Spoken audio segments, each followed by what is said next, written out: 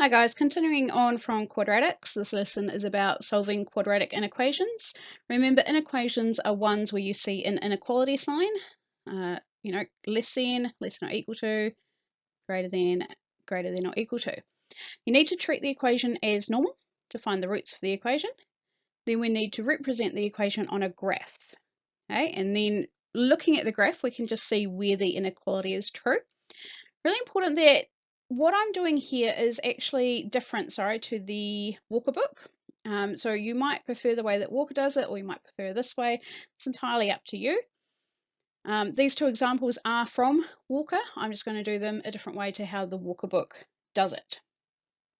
So in example number 1, we can identify that we've got the quadratic in the general form, ax squared plus bx plus c.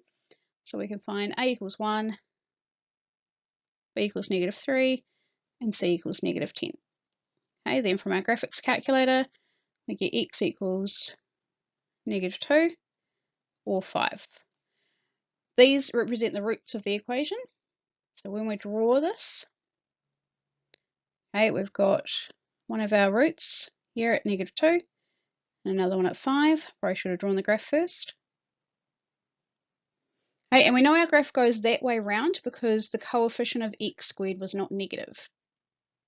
All right, now we've got to think about where this is true. So we want to know where it's less than 0. Okay, the x-axis represents our 0 line.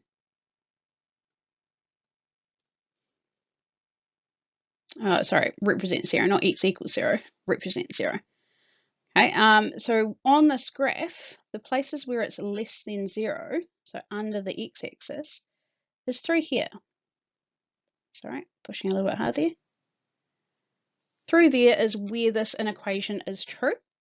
So what we can say is that, go back to the pen, x squared minus 3x minus 10 is less than 0 for x between -2 and 5.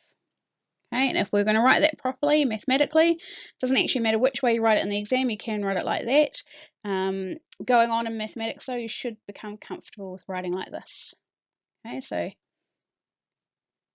-2 is less than x, which is less than 5. Right, example number 2 over here. Again, we've got our general form of the quadratic. A is equal to 1, b is 7, and c is 11. Okay, from our graphics calculator, we get x is equal to -2.3820 or -4.6180. Okay, both of those roots are now going to be on this side.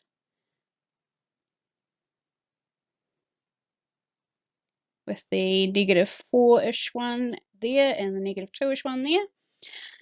Looking to see where this is true. So we want this part of the equation to be greater than 0. That happens now up here.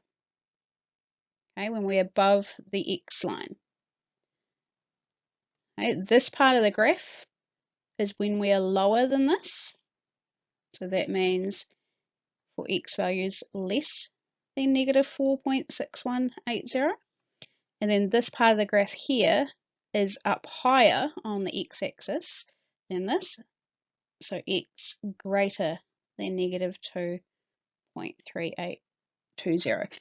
That's our solution.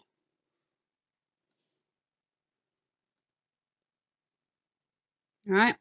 In the Walker book, they test values and things. The graph is just a nice, simple way to see where the inequality holds true. If you want to practice this, it's Walker page 58. Just remember, if you have a negative coefficient for x squared, that your graph would be this way round instead. All right.